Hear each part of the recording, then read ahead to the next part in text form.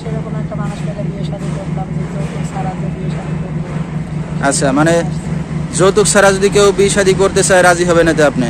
সে গরিব হোক সমস্যা নাই, কিন্তু ভালো হইলেই হবে। আচ্ছা, তো খাদিজা আপনার সাথে দর্শক ভাইরা যদি যোগাযোগ করতে চায় কিভাবে করবে? ফোনে করবো। আচ্ছা, নাম্বারটা।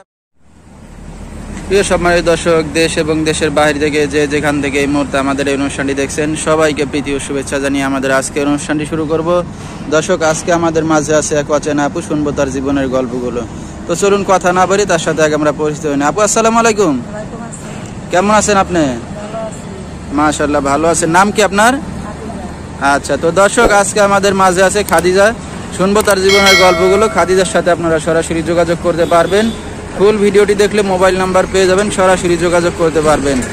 তো খাদিজা, দেশের বাড়ি কোথায়? কোথায়? ওড়িশা।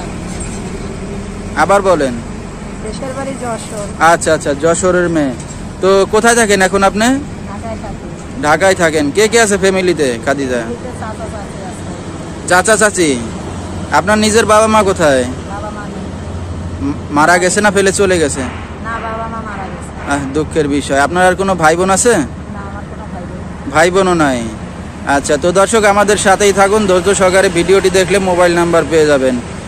তো খাদিজা, কি করেন আপনি? আমি এখন বাসা বাড়িতে কাজ করি। বাসা বাড়িতে কাজবাজ করেন? হ্যাঁ। তো দেশের বাড়ি ছেড়ে ঢাকাতে কি কারণে? দেশের বাড়িতে জায়গা জমি ছিল, ওগুলো সব মানুষের দখল করে নিয়ে গেছে। এখন চাচা চাচির কাছে থাকি, ছোটবেলায় মানুষ হয়েছি। মাদ্রাসায় পড়ালেখা করতাম, টাকার জন্য পড়ালেখা করতে পারি না, সেই জন্য নিজে কর্ম করে খাইতে হয়, না হলে চাচিরা বকাবকি করে।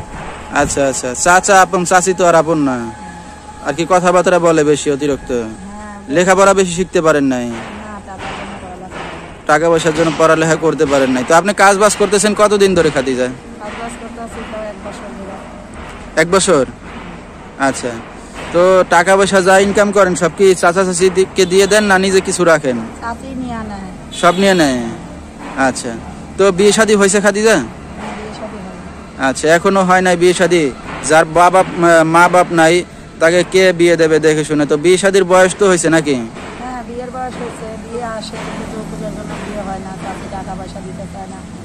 আচ্ছা আচ্ছা, বিয়ে শাদী হয় না। বাপ মা থাকলে হয়তো ধার দেনা করে বিয়ে শাদী দিত, কিন্তু চাচা চাচি তো আর ধার দেনা করে বিয়ে শাদী দিবে না নাকি? না, চাচি তো ভালো না, চাচি খালি ভরবা করে। চাচা আচ্ছা না আচ্ছা, থাকলেই অশান্তি।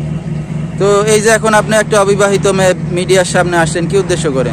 আসলে সেরকম একটা মানুষ পাই যে যদি আমার পাশে থাকে, আমার সহযোগিতা করে, তাহলে সেরকম একটা মানুষ পেলে বিয়ে শাদী করলাম, যে যৌতুক ছাড়া যে বিয়ে শাদী করবো। আচ্ছা, মানে যৌতুক ছাড়া যদি কেউ বিয়ে শাদী করতে চায় রাজি হবে না তো আপনি? সে গরিব হোক সমস্যা নাই, কিন্তু ভালো হইলেই হবে। আচ্ছা, তো দর্শক, আমরা শুনতেছিলাম খাদিজার জীবনের গল্পগুলো। যেহেতু বাবা মা নাই, এতিম, খুবই দুঃখে পড়ে আসছে মিডিয়ার সামনে, চাচা চাচির কাছেই থাকে, এখনো বিয়ে শাদী হয় নাই। কেউ যদি তার দায়িত্ব নিয়ে তাকে বিয়ে শাদী করতে চান তাহলে তার সাথে আলাপ করতে পারেন। তো খাদিজা, আপনার সাথে দর্শক ভাইরা যদি যোগাযোগ করতে চায় কিভাবে করবে? ফোনে করবো। আচ্ছা, নাম্বারটা আপনি মুখে বলতে পারবেন? আপনিই বললেন। আচ্ছা, তো দর্শক, আমরা শুনতেছিলাম খাদিজার জীবনের গল্প। এই নাম্বারে যোগাযোগ করলে খাদিজাকে পেয়ে যাবেন। তো খাদিজা, এই যে আপনি মিডিয়ার সামনে আসছেন, আপনার চাচা বা চাচি জানে? চাচারে বইলে আসছি, চাচি জানে না। চাচি জানলে তো রাগারাগি করে, মনে করে কাজ না করলে খাওয়ান দেয় না, কাজ করলে খাইতে পারি, কাজ না করলে না খাওয়া। তো আপনি একটা অবিবাহিত মেয়ে আসছেন, দেখা যাচ্ছে অনেক দর্শক অনেক দিক থেকে ফোন দেবে রাত বিরাত্রে, তাদেরকে সময় দিতে পারবেন, কথা বলতে পারবেন? হ্যাঁ, আমি তো আলাদা থাকি, তাদের সাথে তো থাকি না, আলাদা করে থাকতে হয়। যদি আচ্ছা। সেরকম একটা মানুষ পাই তাহলে চিন্তা বন্ধ করে দিব, সবার সাথে তো আর কথা বলবো না।